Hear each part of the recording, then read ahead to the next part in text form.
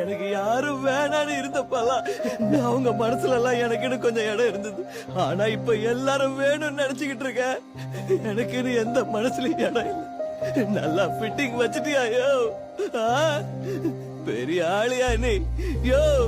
எனக்கு உள்ள இருக்கிற வலிய பாரியா, உனக்கு அர்த்தம் தெரியும். இப்போதைக்கு இந்த நொடிக்கு நான் கோவப்படுறதா இருந்தாலும் அன்பை காட்டுறதா இருந்தாலும் எனக்கு உன்னை தவிர வேற யாரு இருக்காங்க சொல்லு சொல்லியா? அவங்க எல்லாரும் மாதிரி நீ என்ன வேணான்னு ஒதுக்கிடாதையா.